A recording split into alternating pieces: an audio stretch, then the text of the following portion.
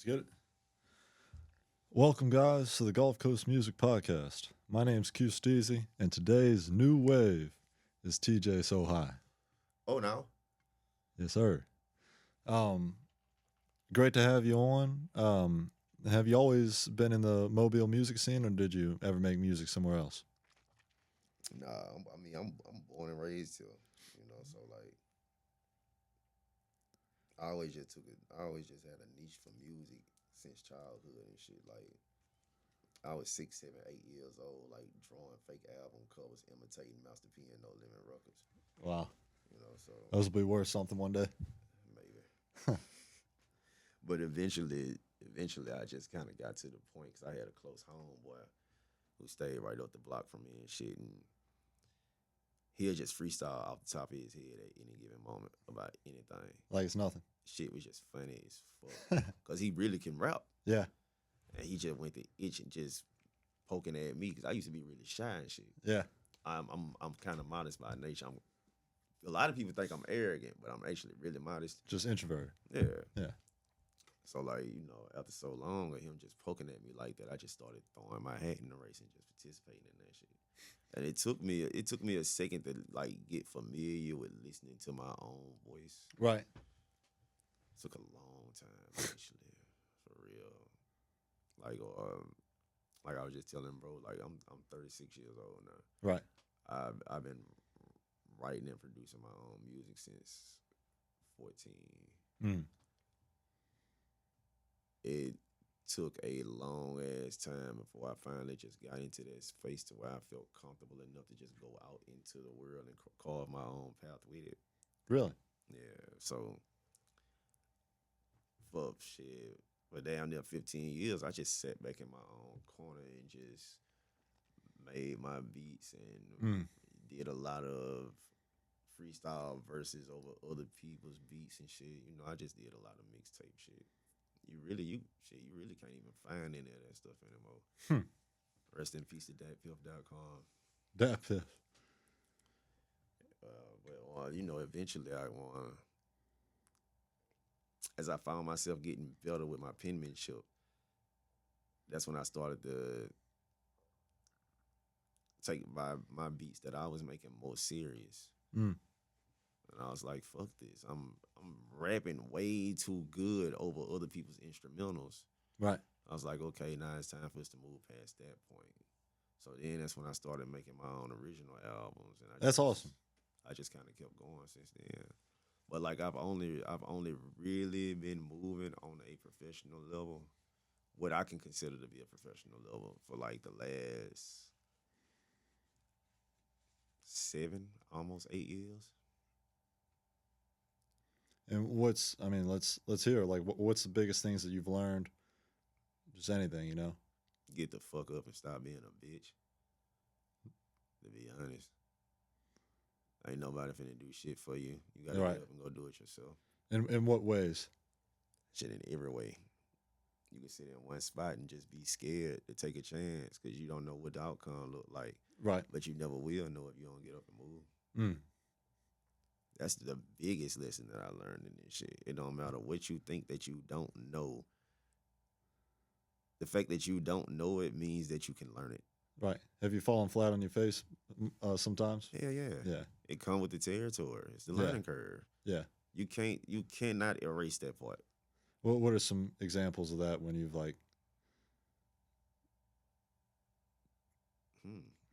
A good one that I've been reinforcing in myself a lot lately. If you know that you got 15 minutes before you get on stage to do a set, don't go to the bar and drink 4 shots of tequila. Wise words. Don't do that stupid ass shit. You're going to get up there, you're going to be sloppy, you're going to be out your body, you're not going to be on point. And everybody going to be able to see that shit but you. It's not wise. I do not recommend that. Where did that happen? That's happened a lot. That's happened a lot. It's tough to not go for that superstitious alcohol right before, Because it's kind of like the nerve karma. Oh, it is. Yeah. Because, being in a venue. Right. And you've gotten to the well, no, let me not jump the gun like that. But like, all right, so like initially when I started my performance career, stage fright like a motherfucker. Yeah. Because I wasn't used to being put on the spot in front of a crowd of people and all the attention is on me. Oof. So I think like Didn't know how to act, huh? hell no. Hell no. I was buckling like a motherfucker. Or like my first stage performance was like 2011. Shout out to J45. He put me on my first showcase. How many people were there? Uh I don't know, but it was a little bit of a turnout. It was a little bit of a turnout. Probably like 30, 35 people was there that night. Mm. That's great. That's a lot of people. I kind of winged it though. I kind of winged it because at the time I was still doing that thing where I was just doing karaoke over my own music. Right. Yeah, we don't do that anymore. So it worked out because I got the vocal track behind me backing me up and shit. So nobody can really tell that I'm this nervous because I'm not really emoting, the way that I'm supposed to. Right. Because the backing track doing it all. Yeah. Fast forward to 2016. Rest in peace to FBJ, my best friend, Fat Bastard James. He used to host the Art Walk cyphers for Art Walk downtown. I was wondering where I'd heard that name before. And Zay the Bull mentioned it. Yeah, that was it. James was already hosting it and had been doing it for like a couple of years. That's so cool, man. And he just reached out to me and just gave me an invite to come and do it because Right. he found me online. Right. Through like I think it was like Twitter. I think he found me on Twitter. Right. So like we were fans of each other for probably like a good 4 or 5 years before we actually linked up and met in real life. Right. But that first Art Walk cipher, I remember I wrote my verse, I recorded it, and I sat and I studied it and listened to it for about 2 weeks. And when it was time for me to get on that stage, I got halfway through that verse and choked like a motherfucker. And all I could think to do is just laugh at myself. And I was like, all right, that's all I got. And I just walked away from the microphone. Yeah. I know how it feels, man. There was a song last year at a concert that we had at Spring Hill, and it was a song that I had played just a million times on the piano. It's a tough song. It's Thunder Road by Bruce Springsteen. I'm And- familiar. Yeah, and it's a tough piano song, but I had it to the point where I could play with my eyes closed, which is crazy for that type of song, And I got up there and like you said, I'd taken a shot before the performance. Couldn't see the keys, I'd already jumped around on stage and performing all my rap songs, and I wanted to play this piano song, and I'm just kind of looking at it, just the adrenaline's still over me from jumping around, and you're just supposed to be poised and still a little Discombobulated as right. hell. And yeah, and a shot got me, by the way, because I don't drink much. Yeah. And yeah, I was like, yeah, this one goes out to my mom.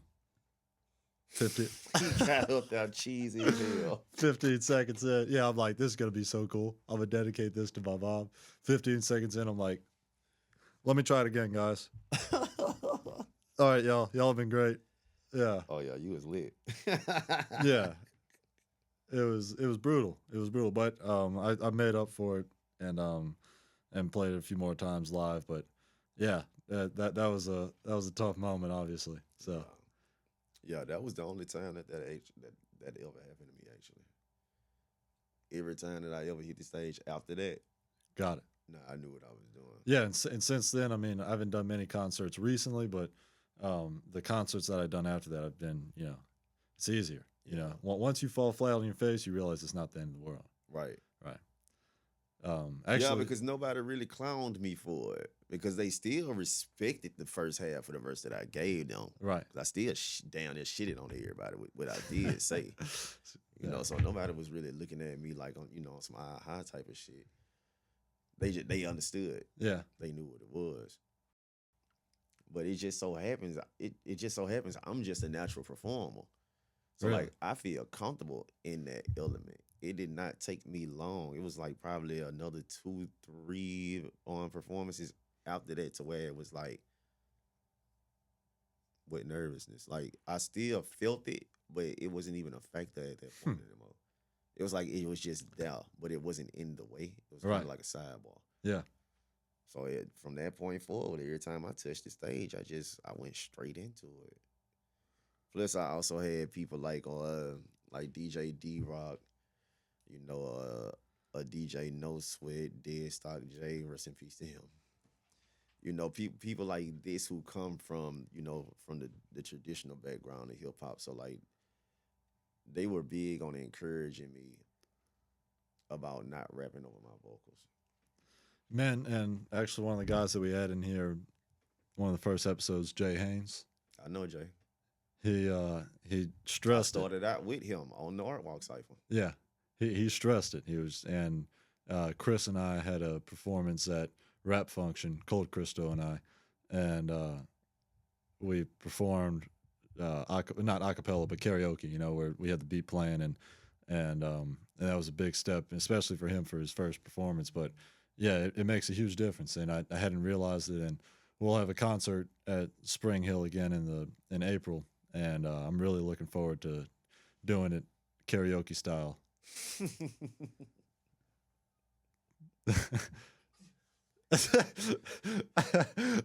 What's so funny? To each his own. I'll let you have that. Fair enough. Fair enough. I mean, yeah, it might take away some of the hypeness, so I'll consider it more. But maybe I'll do a couple songs. I mean, it's cool if you enjoy it. If you just in the spirit of having fun with it. And Right. by all means, do what you want to do. Right. Trust my brother, I can't trust my cousin. No, let me take my time. I want every girl like I can't make my mind. I spent 80,000 just to flood the time. I don't wear no hangs, my t-shirt Saint Laurent. I just made a whole bag from like half of a show.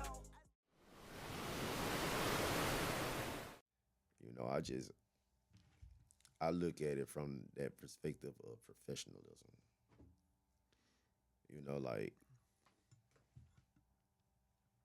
it wasn't until I started like raising my vibration and performing at that caliber Right. to where people started to like actively reach out to me.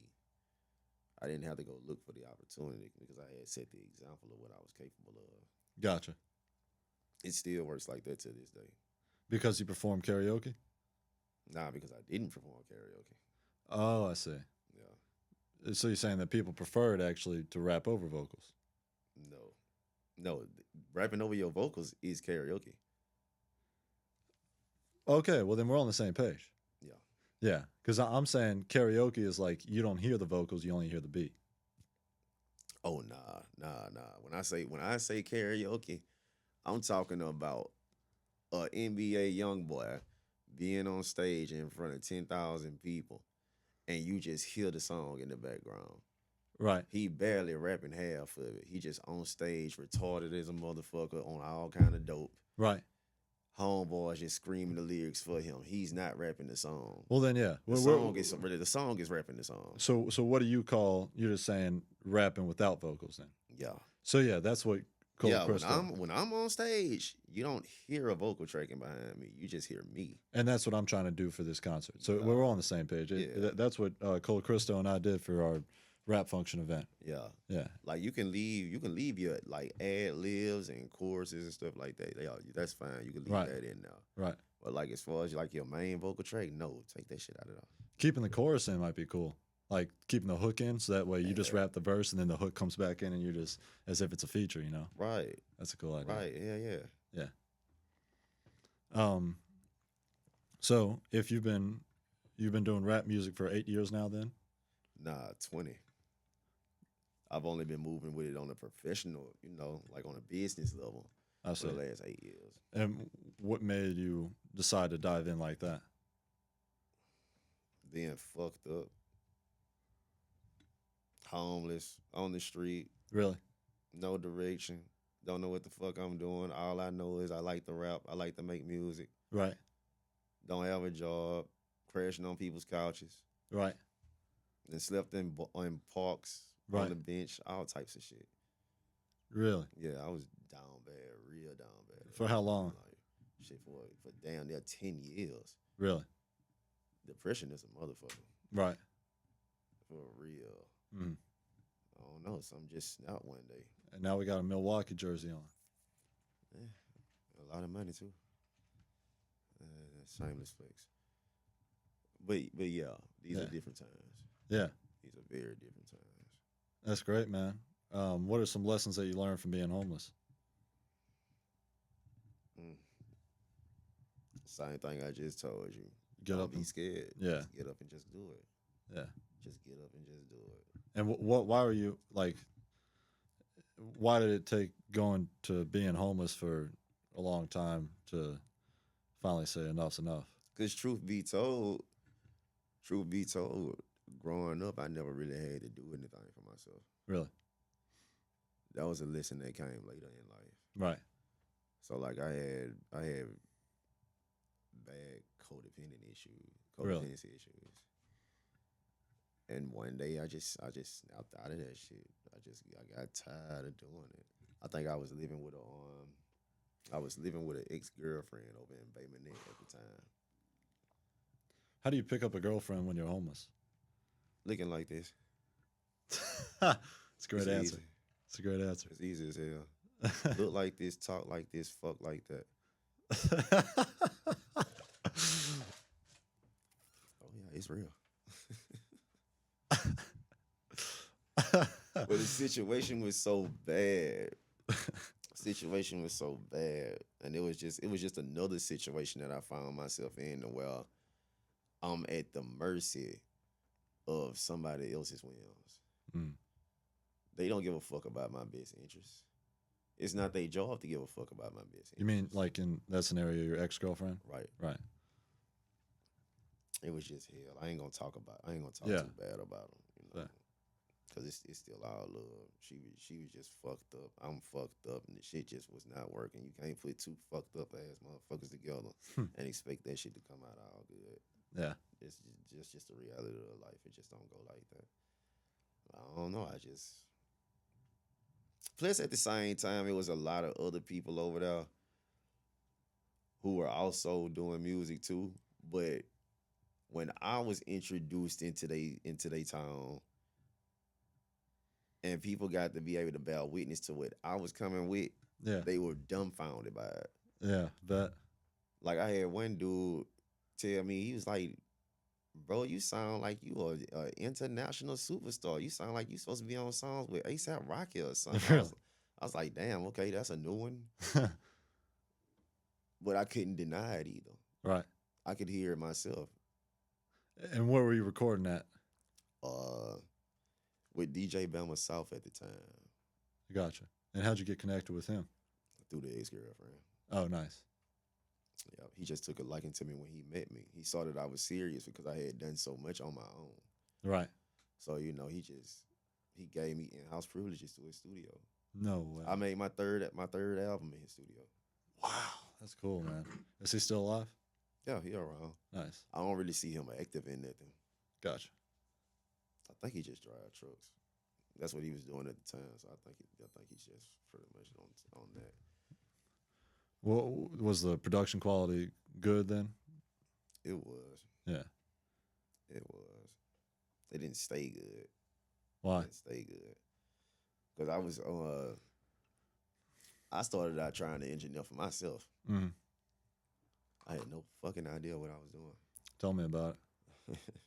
So when I got with him, he was doing it for me and showing me how to do it, but I wasn't necessarily retaining it. Right. I would just take what he did for me and save it as presets. So when I came Yeah. in, I would have the presets. you know, I could just sit on myself right then. Yeah. You know, so like after getting out of that situation with the ex and, you know, coming back over here to Mobile and shit, I wasn't over there with them anymore. So, you Right. know, it was back to the drawing board. So Yeah, it took me well actually it didn't take me that long at all. I my friend Tremaine McCants, he goes by his artist name is 32-bit cartridge. Uh he was also a participant in the art walk cyphers with us. I met him and like he had his own personal studio set up at home. Like Gotcha. he had a booth built out on his apartment patio and everything. So I started booking studio sessions with him. Right. And he engineered me for like shit, for probably like 3 almost 4 years. Uh-huh. So nah, I don't engineer myself anymore. Nah, I know I don't know what I'm doing. I know I don't know what I'm doing. Some people have an ear for it, man. I don't think I have an ear for it. That's you know? kind of the thing with me. Right. Like no matter how hard I try, it's like It's like, how are y'all hearing that? you yeah, know? in that seat, my ears don't sync up the way that theirs do. Right. I can't figure that shit out. But when I can hear the changes that they make to get it to that point, then I can recognize it. I Yeah. don't know. To be honest, I really feel like I just don't sit down and apply myself to learning it enough. Yeah. I got shit to do. So it's like fuck it. I just pay somebody that know what they doing. Right. The most sensible answer. Yeah. Yeah. Absolutely. Let's see. I have some questions ready for you.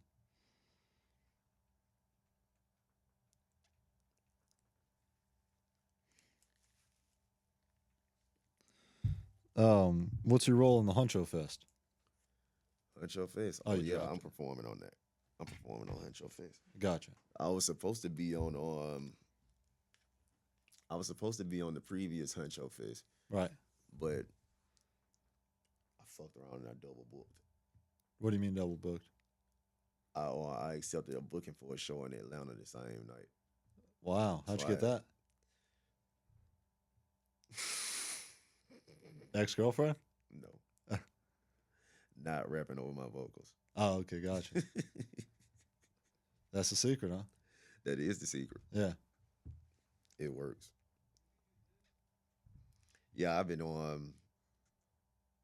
having to rebuild my network all over from the ground up Why is that? for a few different reasons. Stress,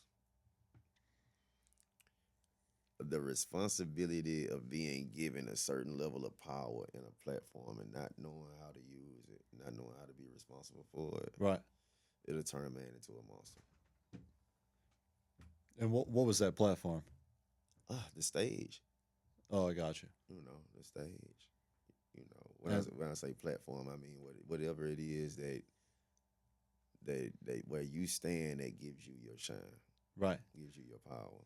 And in what ways did you break off the previous connections? A lot of shit. A lot of shit. Arrogance, Right. getting big headed. Right. There have been moments where I've demonstrated a sense of entitlement. Mm. Groupies started to come. Damn. How big Fans. were you? Kind of fucking big. To be honest, yeah, kind of big. Tell us some stories. We did a lot, man. 2017, 18, and 19. Shit, we down there took over the world as far as down in the southern region was concerned. We was a little bit of everywhere all the time. Like there was no room that we didn't have some kind of access to. We was doing house parties. We was getting booked at clubs, stadiums, all types of shit. And is that the is that the group? I forget the name. These are weed raps. Weed Raps. Right. Right. Yeah. That was me and FBJ. Gotcha. Me and FBJ were the two rappers, and Richmond Productions were the producers. Gotcha. These Are Weed Raps started out it was just a mixtape at first. Okay. Because me and Jay had such a chemistry with each other. Like we're very similar, but we still have very strong differences that you can look at to identify us as individuals. Mm. But like the vibe was pretty much the same. So it was like, hey, we need to do some music together. Let's do a tape. Right. Somebody said that shit to us one night. We was just sitting. It was just a kickback situation. Mm. I think we had just got done doing a show, as a matter of fact. I think we were downtown, or it was still called Tagged at the time. And one of the people in the house with us was just like, hey man, y'all need to do a tape together. Why y'all ain't got no music together? We just looked at each other and was like, I bet. And we just sat and we just, for like an hour, we just brainstormed on like, all right, if we did do a project, what would we call it?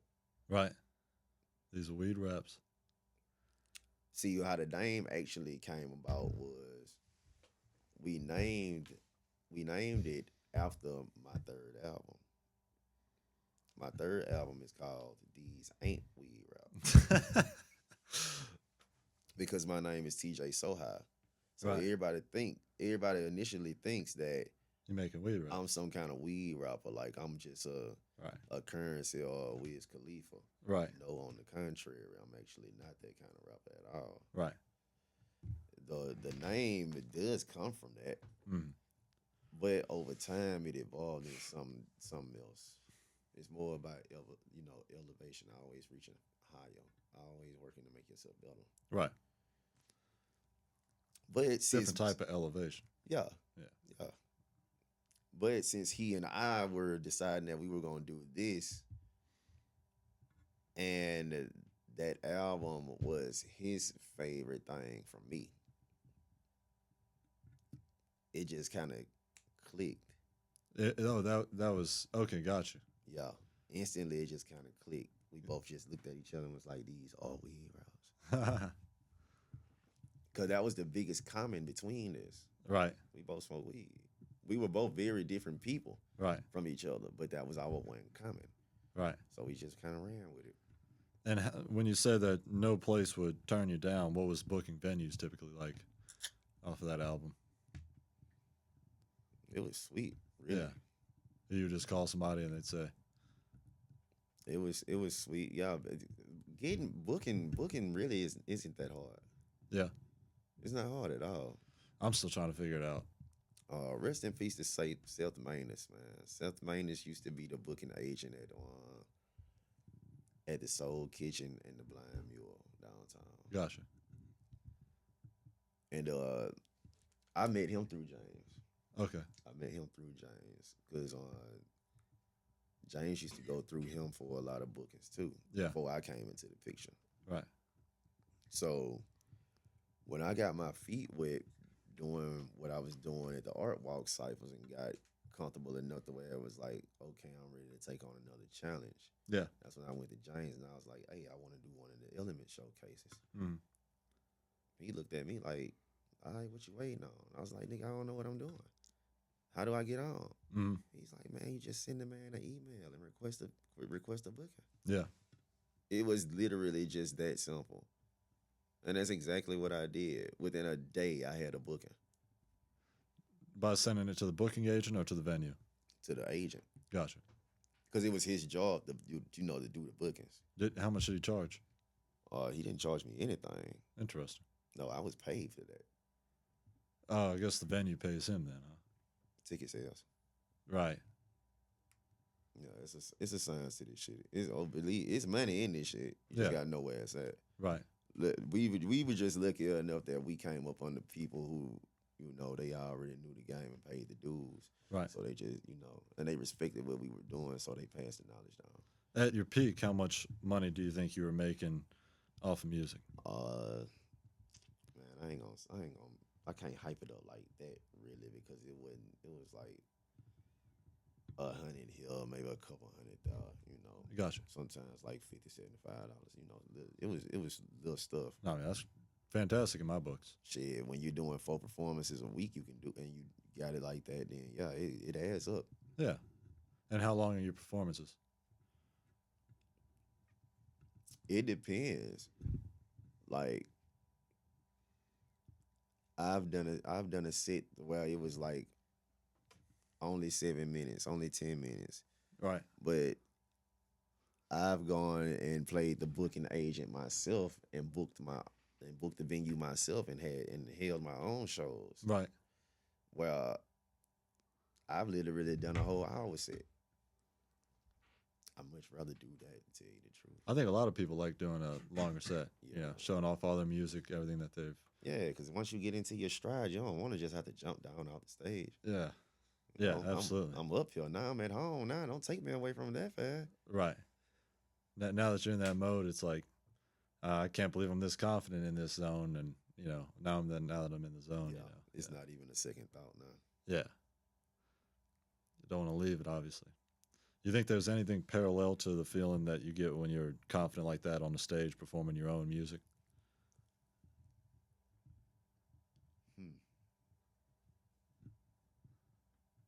I want to say doing this. Oh. Conversation kind of a superpower for me. Oh, yeah. Yeah. I enjoy doing podcast interviews a lot. How often do you do them? Not too often, really. Yeah. Not too often. Because I don't want to be one of those people that oversaturates the market, putting itself out everywhere, all over the place, all the time. Yeah, I definitely do that. Yeah, people will get sick of looking at your ass if you're doing that all the time. Yeah, I think that happened to me. If you notice, that's the quickest way that rappers fall off. Yeah. Because they always feel like they have to drop something constantly. They always have to be dropping something. They always got to be everywhere and be in somebody's face. People gonna get tired of your ass. Mm-hmm. Boss man D-Lo on his way out the door right now. You think so? Hell yeah. I'll check back up with you in a couple months. People are tired of him. Not that his music weak. His music ain't weak. Right. People just tired of him. Because the machine been forcing them down your throat so much. Right. But it seems like Drake does a good job of it. Shit, people tired of him too. I don't know. He's been doing it for 20 years, it seems. Man, I've been tired of Drake ever since If You Reading This It's Too Late. Oh, yeah? That was the last Drake project that came out that I actually wanted to listen to. Everything after that, I have not gave a second thought since then. But, I mean, he's still on top of the game. Yeah, because they force him down your throat. I guess once you make it up to that point, then. Yeah, you're an industry sweetheart. It is Drake. Right. He trained for stuff like that. He grew up doing stuff like that. So, he already made to be in a position to be put up there on that platform like that and be the poster child. Right. Drake is an entity. Drake is not a person. Right. There's a whole team of people that compiles up to be what Drake is. Drake is not just Aubrey Graham just going out and just walking up on the stage. Right. No, you gotta think about 40. Right. Drake don't make his beats. Who make his soundtrack? Oh, yeah, of course. 40 do. Yeah, Right. that's a whole conglomerate of people working behind it. Right. That's the reason why it's still staying strong like that. Yeah. I just look at the science and shit. I want to know how it works so I don't have to be lost in it later on. And what have you learned about how it works? Exactly what I just told you. Right, but just anything else. Be careful with the enemies you make.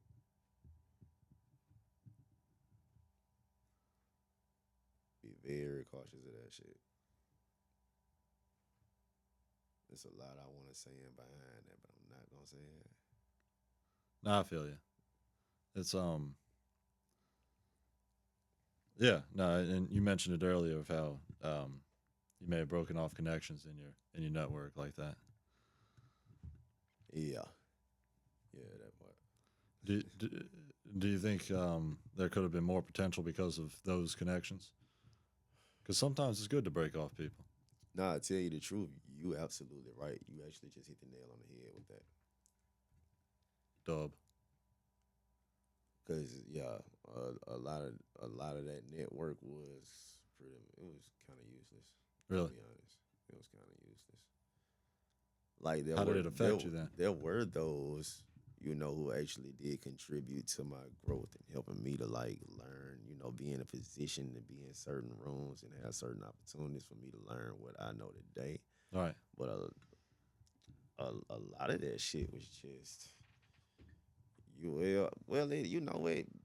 Based off of what I'm thinking right now, I can't even say that it was useless or pointless. Cause like even in situations where you don't look at like where you can't really look at the situation like you came out of it with what you went into it for, you can still leave that situation with something. Mm.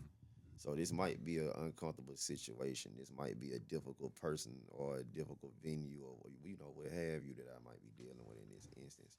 But through that experience and being frustrated in that experience, now I know what I don't want to have to deal with. Right. Right. Absolutely. I know what failure looks like vicariously. Yeah. Yeah. That's a good way So to put now I don't have to do that. it. Yeah. Yeah, there's been a lot of instances where that type of stuff has gone down. But it all comes with paying dues.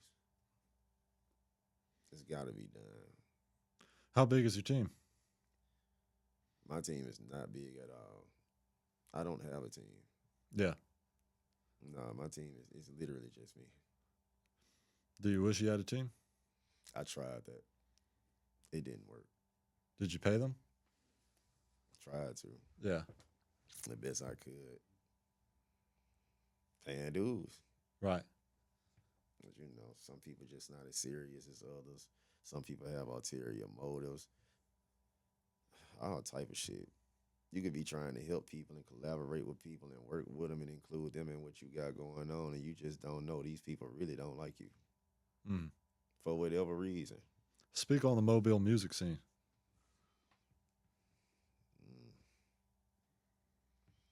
I don't know what to call it. To be honest, man, fuck that. I'm finna stop pulling my punches. To be honest, Mobile music scene whack as fuck right now. Give it to me. It's just whack. It's whack. Ain't nothing going on out here. Nothing worth actually batting an eye at. It does seem like it's on the rise in some faculties. In certain instances. In very few certain instances. Like Bianca Clark still doing her shit. I got to get her on here. Yeah, which is to be expected. She gonna do her shit. I vouch for B. Ziggy doing his shit right now. I like what Ziggy got going on. I like Ziggy's sound. It was questionable to me at first, but now I've been sitting with it and just paying attention to him. Yeah, I really fuck with B. I haven't tapped into him yet. Yeah. Who else? What's the little young dude name? Fat Mac. He popping super hard. I got some friends that like him. Yeah, I can't say that I heard anything from him that I just don't like. Right. He records with Trev. Yeah, I know Trev too. Trev's crazy, bro. Yeah, Trev something else. Trev something else. I mean, so there's an argument to be made that Mobile's. Nah, see, this is what I mean when I say that. I just gave you 3 examples. I could probably give you 3 more. So do you think 6 outweighs the 1,000? Oh, okay. I see what you mean. You see what I mean? But that's kind of how it's supposed to be, right? No. You think all 1,000 are supposed to be? I mean, of course not. But out of this entire city of this size and magnitude, you telling me there's only 6 notable artists? I'm willing to say it's like 10 or 12, but I don't think that changes the argument. I would like to. Right. I would like to say that, but a lot of other artists that I could put up here and give that kind of stock to, they not really doing shit. And what do you dedicate that to? Do you think it's because of the people not coming together and supporting each other, or do you think it's because of those artists Um, or something else? I mean, all of those things affect us. To Right. be honest, all of those things affect us. Right. You can't necessarily blame any one thing for the overall problem. They all just kind of, Right. compile into one big ass ball of what the fuck is going on. Mm. But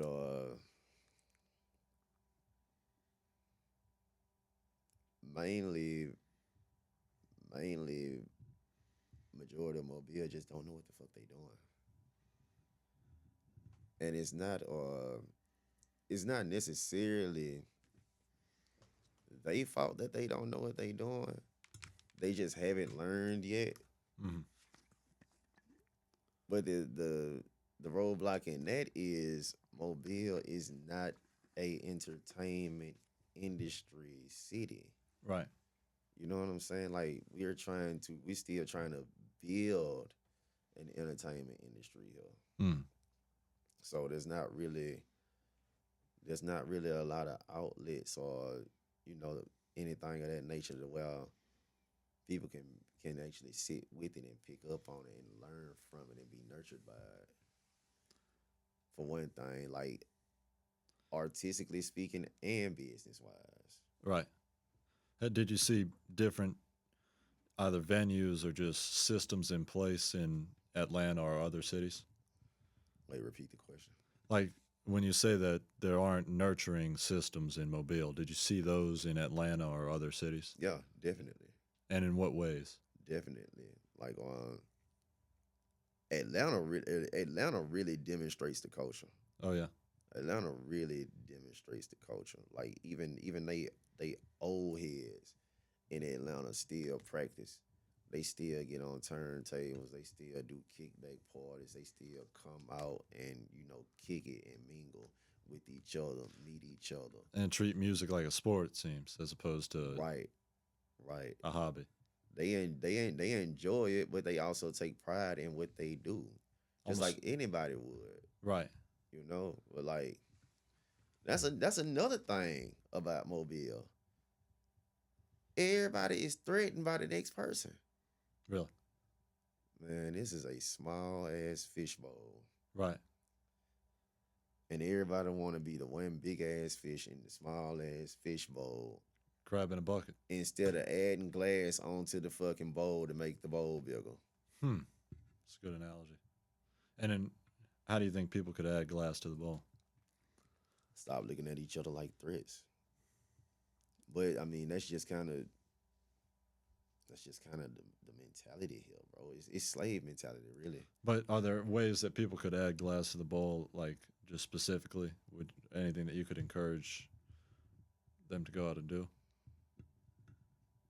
That's hard to say because you can't control how the next person feel. Yeah. So like, But like any innovative ideas you might have. honestly, no. Okay. Honestly, no. The only innovative idea that I can tell you, like, if you want to shake something up around this motherfucker, you better do it for yourself and get the fuck up out of here and go do it somewhere else. Really? Because that's the only way that these motherfuckers down here gonna give you any real respect.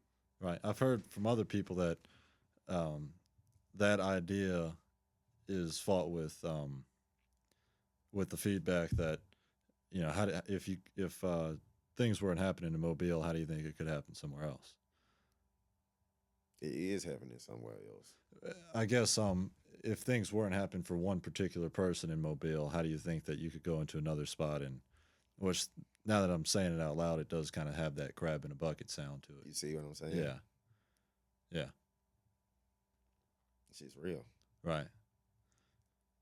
I mean, like, but the same way that somebody could, like, for example, like when I told you I started out making my own mixtapes. Mm-hmm. Somebody else can come out right now and do the exact same thing. But they might fall on deaf ears because they might actually be moving as a creative rather than Businessman? rather than trying to copy and paste what they've already been listening to from somebody else. Right. that's also a problem in Mobile too. I think in the whole world. Yeah, actually, yeah, in the whole world, but it's severe in Mobile. Like out the gate, you doing anything that's unique or special in any kind of way, You're shot in the leg. these motherfuckers just gonna try to take your ass up out of here. Hmm. All because it's such a foreign concept to them that they can't wrap their mind around it. And that's just how ignorance behaves. Right. Anything that it doesn't understand, it attacks. Yeah. Well, that's I appreciate your insight on that, and I'm sure the viewers will have something to say about that and something to take from it. What's next for you musically wise? Um, I got some shit up my sleeve. Oh yeah. I'm just not acting on it right now. And how do you plan to act on it? What's your promotion? Like I said, I'm completely rebuilding the network all over again. Oh yeah, back to that part. Self-sabotage, Yeah. quarantine, rape allegations. Oh shit.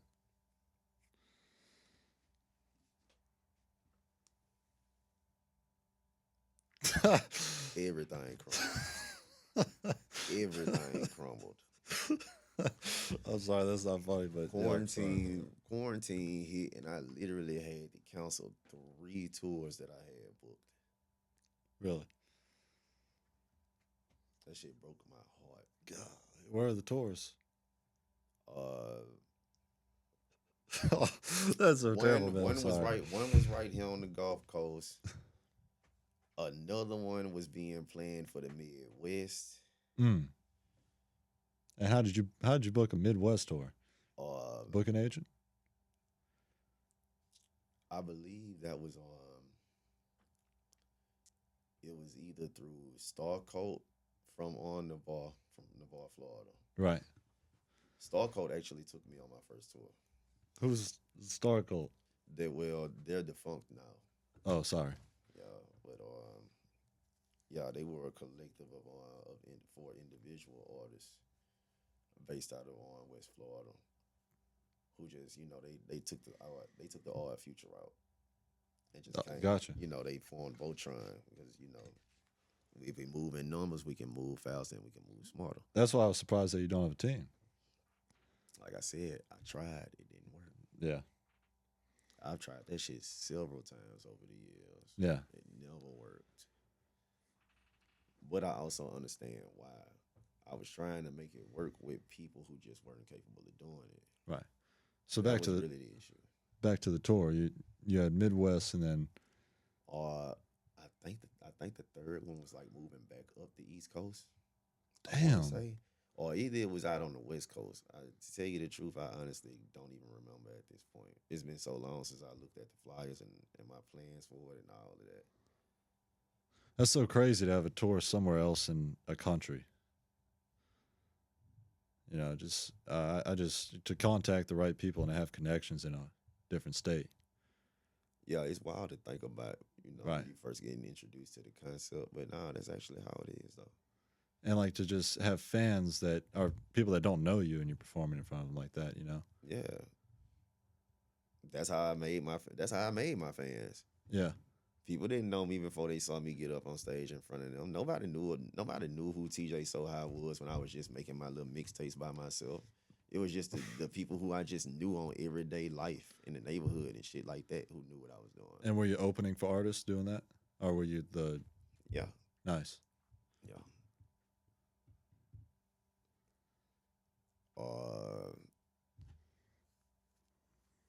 The first tour I went on, I think it was on. Damn, where the fuck did we go?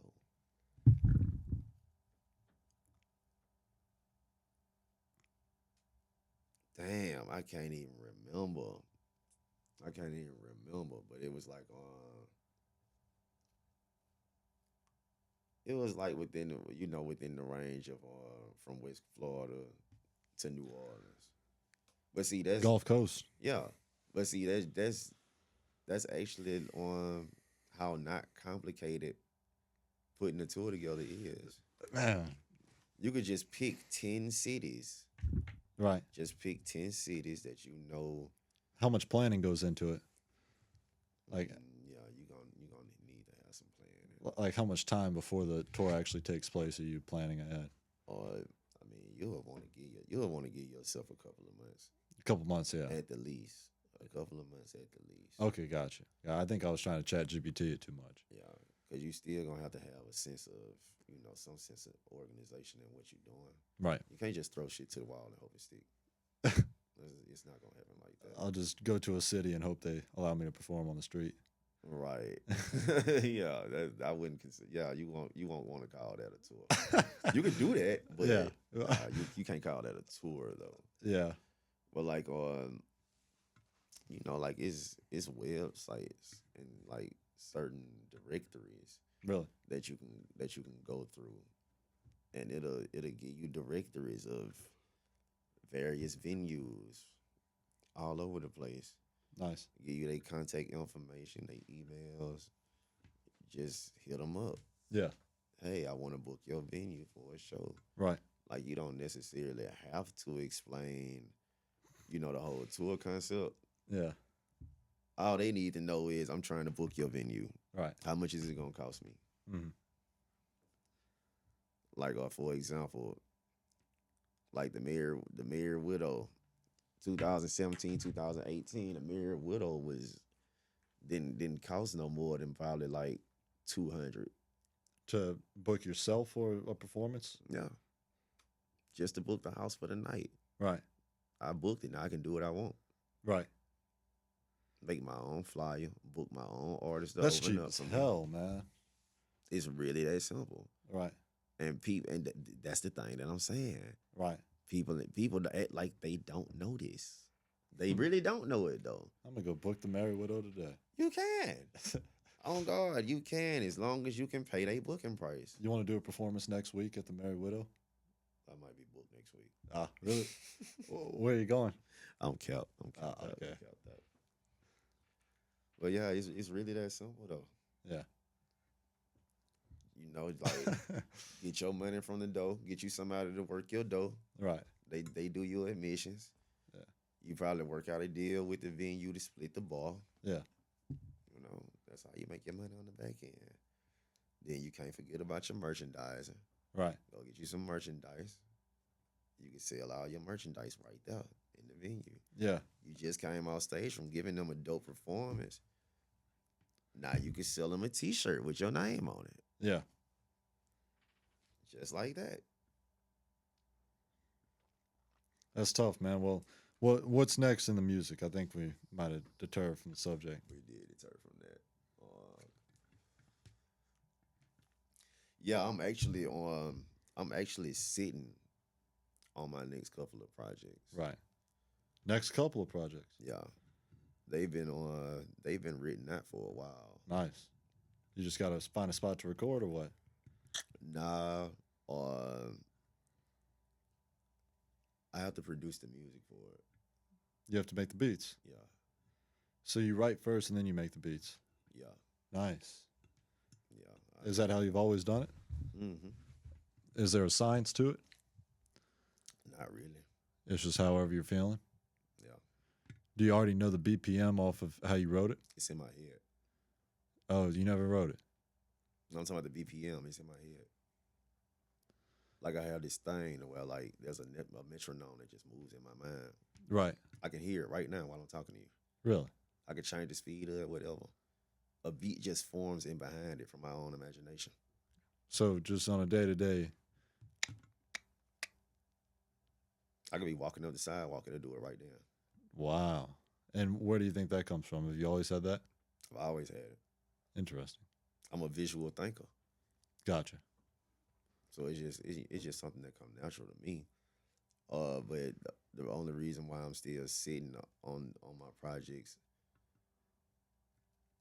is mainly because I'm rebuilding the network. Right. I'm not about to go and put all of the work into making the product if I have nobody to market the product to. Yeah, no, that makes sense. You don't want to fall on deaf ears.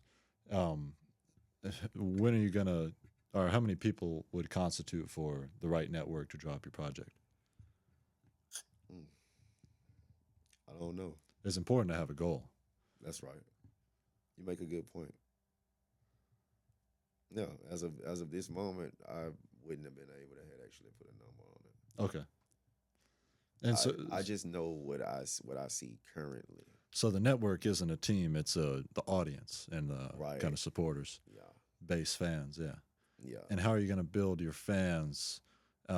Just off the music that you've released in the past and by promotion. right, right. That's what I've been doing lately.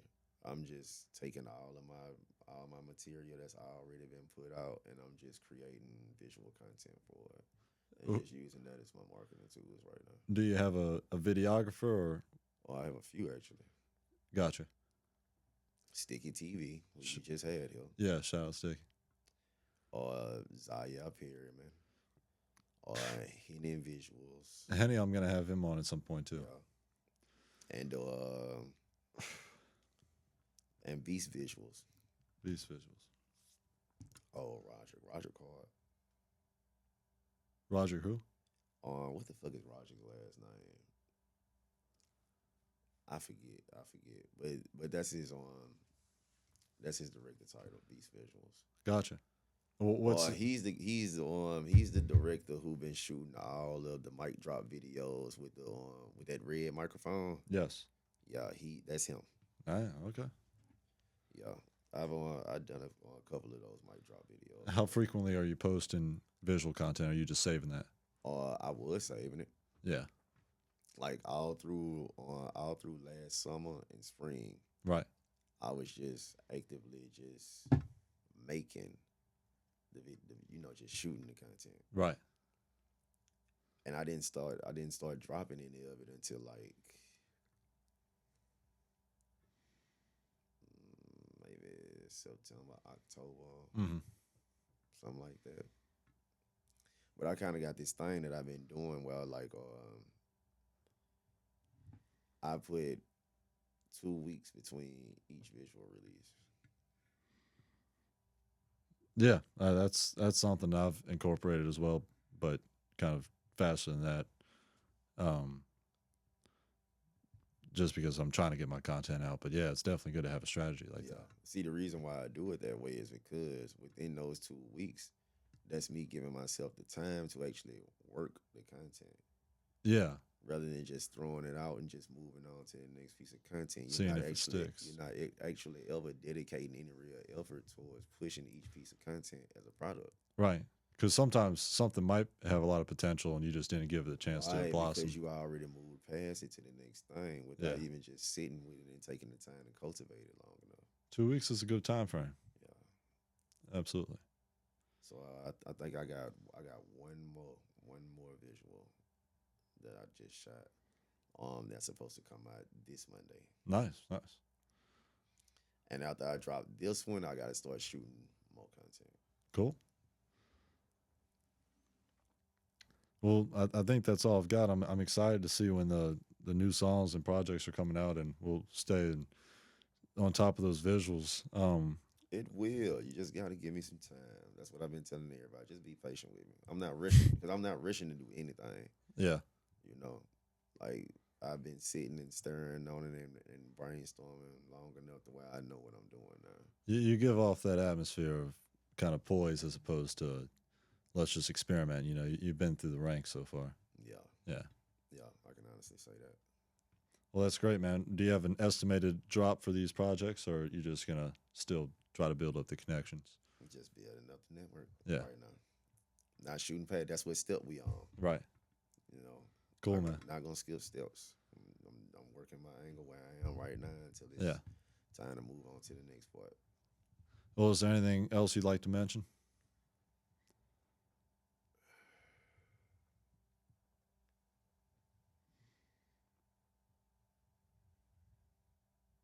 Nah, not at this moment.